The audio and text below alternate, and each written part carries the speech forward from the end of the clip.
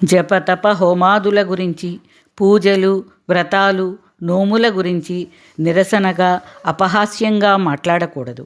అవన్నీ మనం ఆచరించకపోయినా పర్వాలేదు. కానీ భక్తి శ్రద్ధలతో, విశ్వాసంతో ఆచరించేవారిని వద్దని వారించకూడదు. పరిహాసంగా మాట్లాడకూడదు.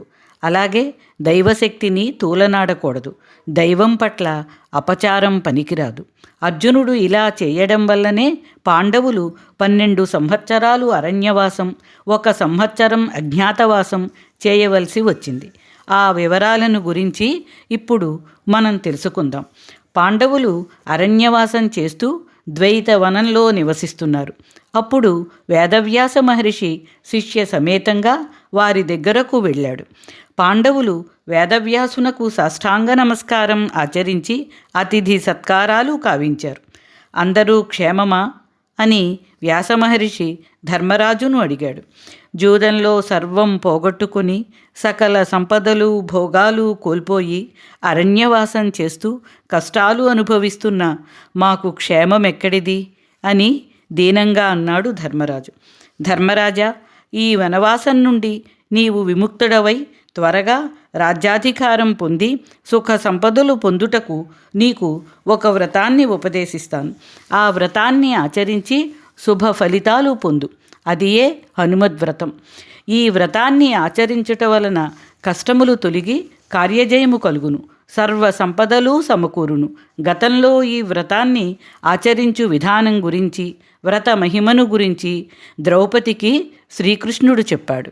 ద్రౌపది ఈ వ్రతాన్ని ఆచరించి భక్తి శ్రద్ధలతో 13 ముడులు గల తోరాన్ని తన కంఠంలో ధరించింది. ఆ తోరాన్ని గురించి అర్జునుడు ద్రౌపదిని ప్రశ్నించాడు. ద్రౌపది జరిగిన విషయాన్ని చెప్పింది. ఆమె మాటలు విన్న అర్జునుడు గర్వంతో, ద్రౌపది, నా రథధ్వజము పైన బంధింపబడ్డ వనచరుడు వానరుడు అయిన హనుమంతుడు నీకేమి ఇవ్వగలడు? శ్రీకృష్ణుడు నీకు పరిహాసముగా ఈ వ్రతం గురించి చెప్పి ఉండవచ్చు.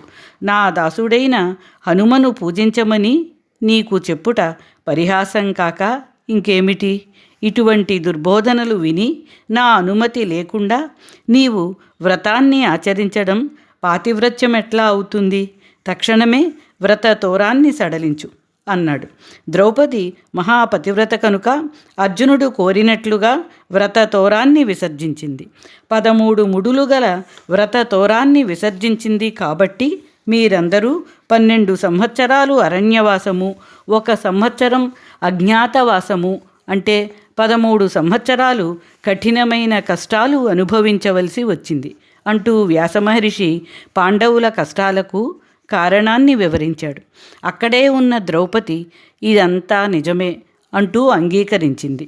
వైశాఖ బహుళ దశమి శనివారం నాడు జన్మించిన హనుమ అమావాస్య నాడు ఆకలి బాధకు తాళలేక ఉదయించే సూర్యుని ఫలంగా భ్రాంతి చెంది కబళించబోగా ఇంద్రుడు కలిసాయుధాన్ని హనుమపై ప్రయోగించగా హనుమ మూర్ఛిల్లాడు. అంతటా వాయుదేవుడు వాయువును స్తంభింపజేయగా అన్ని లోకాలు అతలాకుతలమయ్యాయి.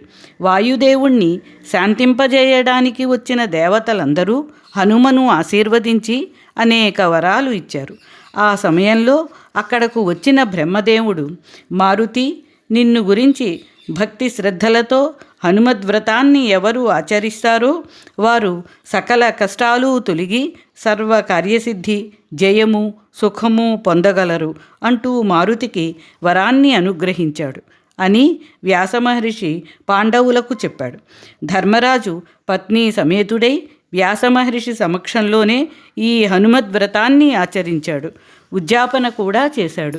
వ్రత మహత్యం కారణంగా హనుమంతుని అనుగ్రహాన్ని పొందిన పాండవులు కొంతకాలానికి యుద్ధంలో విజయం సాధించి పట్టాభిషిక్తులై సకల ఐశ్వర్యాలు అనుభవించారు.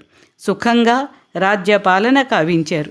ఇలా అర్జునుడి అహంకారం వల్ల, తొందరపాటు వల్ల వ్రతాన్ని నిరసించి వ్రత తోరాన్ని ద్రౌపది చేత విసర్జింపచేయడం వల్ల పాండవులు 13 సంవత్సరాలు అరణ్య అజ్ఞాత వాసాలు అనుభవించవలసి వచ్చింది.